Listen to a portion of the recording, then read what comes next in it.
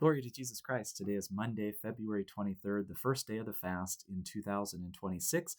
May this be a blessed time. As we were reminded yesterday, the theme the church gives us, of course, is forgiveness, but also the expulsion of Adam and Eve from paradise, the fall, which resulted in us being exiled from paradise. And now we all struggle, each in our own ways, to get back to paradise. Christ has accomplished everything for us to be able to do that, and now we work and struggle at that, especially during this time of the fast.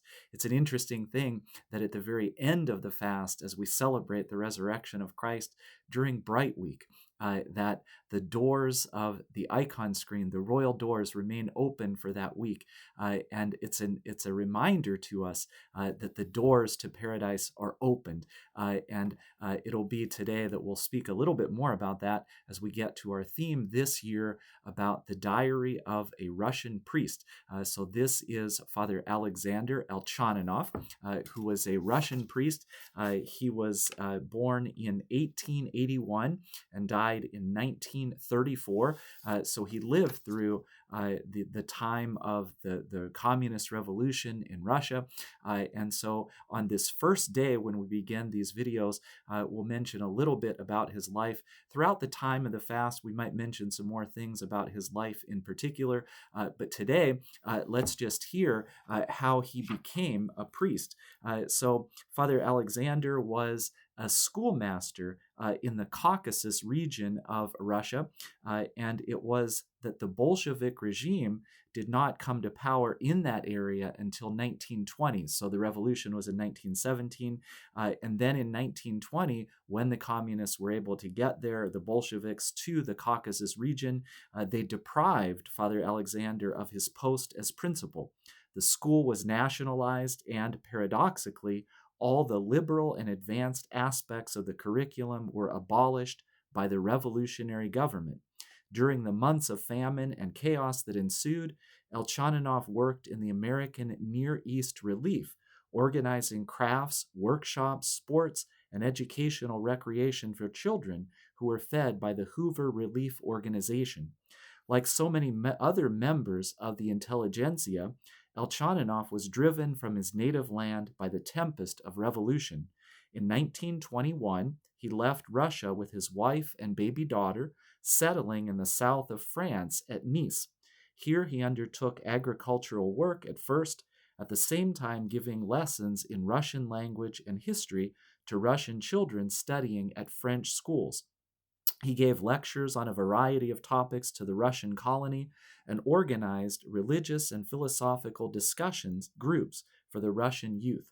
His house soon became a center where many intellectual leaders of the emigration could be found.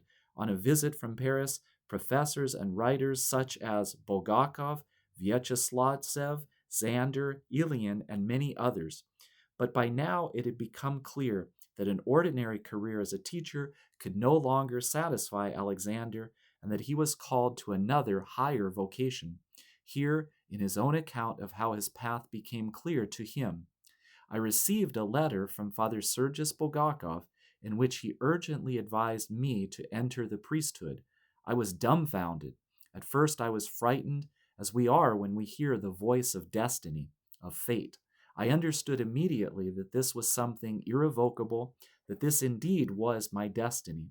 If it had been anything else, perhaps I would have tried to avoid it, but over this I scarcely hesitated. I went out to meet it, and then I felt an immense joy and clarity in my soul. Along the old path, education, lecturing, there was no longer anything for me to live for. Along this new path, I feel revived and reborn. This is my initiation to the second degree. The first degree was marriage, the second is priesthood. And further, he writes, I have always been frightened, and especially during the last year, by the swift passing of time. This was because I myself was not moving. Now, having decided to enter the priesthood, I have moved drastically against time, or to put it more correctly, I have plunged into the very depths where time is irrelevant. And so this is how Father Alexander became a priest. And we have excerpts from his diary when he was a priest. And fitting that today, on the first day of the fast, we'll actually talk about the very end of the fast. And so in my little introduction today, we spoke about Bright Week and when the doors, the royal doors in the church are open that whole week. And so Father Alexander writes in his diary, "It is so sad to part with Lent and with the week of Easter.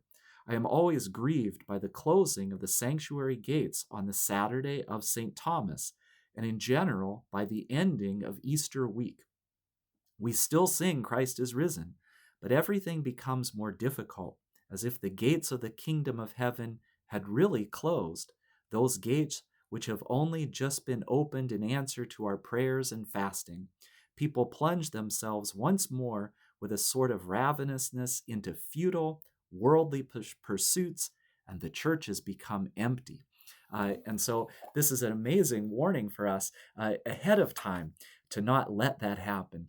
That as we get to Bright Week and we're celebrating so joyously and see that image of the kingdom of heaven, the gates being open to us, that as they close again and we're reminded we're back here in this fallen world and we have to continue our struggle, that we don't lose that joy.